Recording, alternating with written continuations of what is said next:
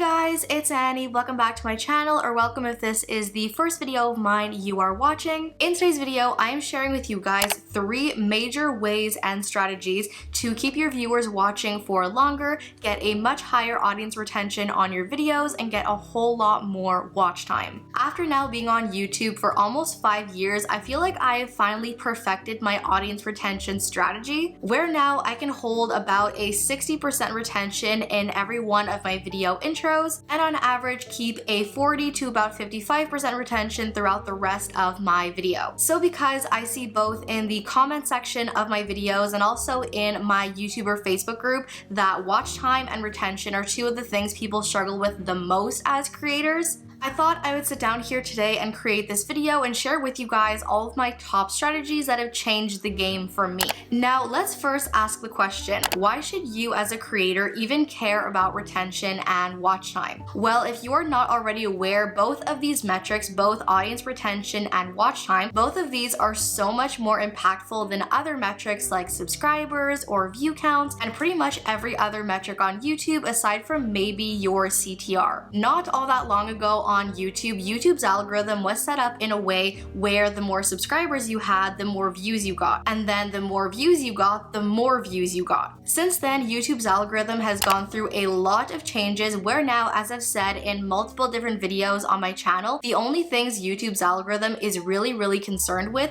is A, whether or not your videos are converting clicks, and B, whether or not your videos are keeping people watching and generating watch time. Because the only real thing that YouTube is concerned with is keeping people on YouTube for as long as possible so that they are watching the most content possible and generating the most revenue possible. So the real indicator that YouTube is looking for is whether or not your videos are keeping people interested and keeping people watching. If your videos are in fact contributing to YouTube's goal of keeping people watching and generating revenue, that is going to get your videos pushed out a lot faster and a lot more on the platform. Whereas if your videos are sending the opposite signals to YouTube and people are clicking off your video right away, watching only like 20 seconds of your video, then that tells YouTube that this video is not contributing to the overall goal and they just drop it. Which is why if you go onto literally any YouTuber's channel on the platform and look at their last even 10 or 20 videos, you are going to see that every one of those videos got a very different amount of views because every one of those videos is going to send a different signal to YouTube. For example, 2 uploads ago, I uploaded a video on my channel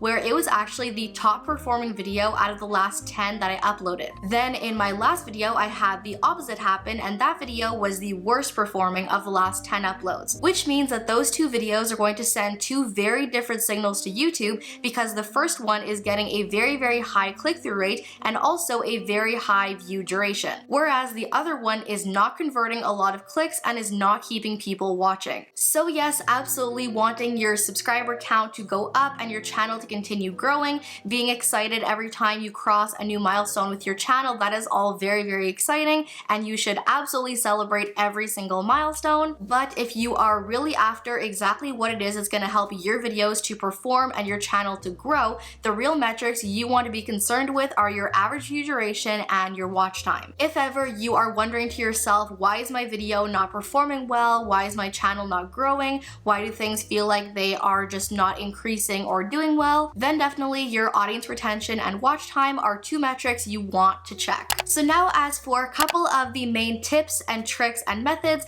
that have helped me to really craft and perfect a strategy for audience retention. First of all, one of the biggest things I've come to learn is that your intro is the most crucial part of your video. If when people are watching your video, your intros do not hook them and do not keep them watching and they click off before your intro is even finished, that then sends all the signals to YouTube that this video is not going to keep people watching and it shouldn't get pushed out. Also, the intro of your video is the very first thing that any of your viewers are going to see, which is going to help them to decide right away whether or not they want to keep watching. If watching your intro guarantees or promises them they are getting exactly what it is they came looking for, that's going to keep them watching. But if your intro is extremely boring, doesn't give any kind of value, doesn't tell them that watching your video is worthwhile, well then the chances of them clicking out are a lot higher. So So that definitely means that your ability to hold your viewers' attention all the way throughout your video really does begin and end with your intro. The real kicker there is that there is no secret to what is a good or bad intro, because every creator's audience is going to be different. For example, some viewers may love when your video begins with a 15 to 25 second cinematic intro,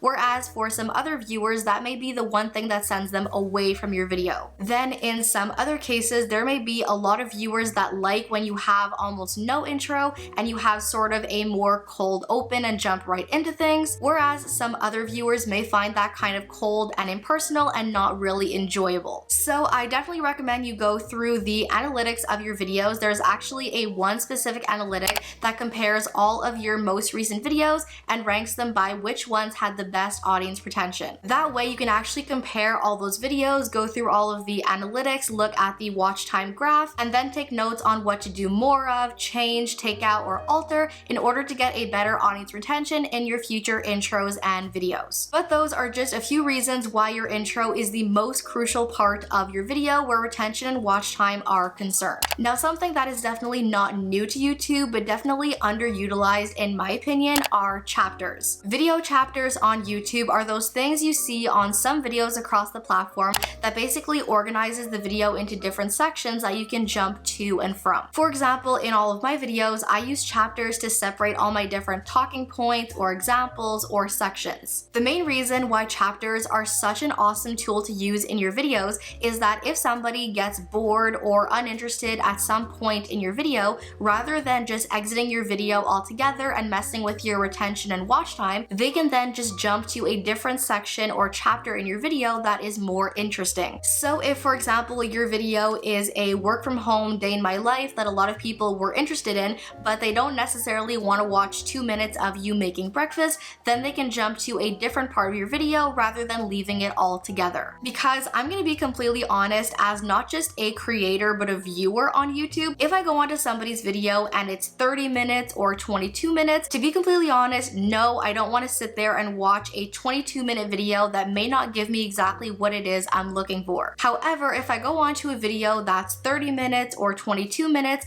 and the video is split up into like 4 or 5 5-minute sections or 3-minute sections, it is then a lot easier as a viewer to find and watch exactly what it is I came for. So if you have a video that is 10 minutes or 20 minutes or 30 minutes and you feel that people are not watching your entire video, then chapters are a really great tool to use because that then divides your video into more jumpable sections. I can definitely attest that I was one of the beta testers when this feature first came out, and I have never stopped using them since. I have seen a massive jump in audience retention since using them. Now, another very useful practice I did not include in my strategy for the longest time is watching your own videos before exporting. For the longest time after I first started my channel, I would basically just film a video, edit the video, export, and upload. Then I landed on one of Alicia Marie's videos where she was talking about having a successful channel that performs and grows well, where she basically explained that after she makes her videos before uploading them, she would have her friends sit down and watch her video to tell her where they got bored, where they lost attention, where they lost interest, so that she could then go back and make those changes before uploading. Which I honestly thought was such a genius idea, but I found personally that it was much better to actually have to sit there and watch my own video to critique it. And by this, I definitely don't mean hit play on the video and just like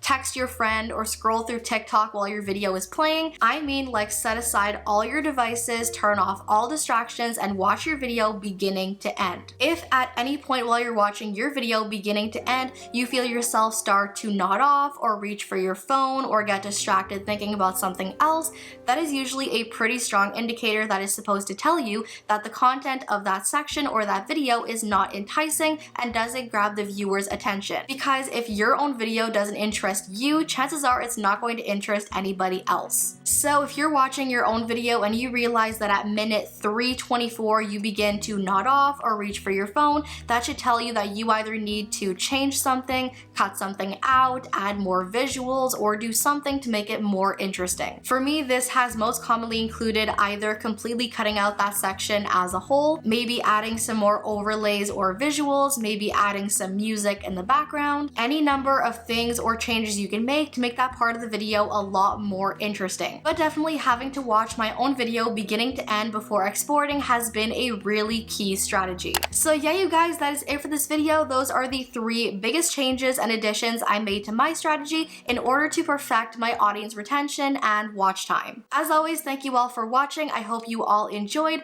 Love you all to the moon and back, and I'll see you in my next video. Bye!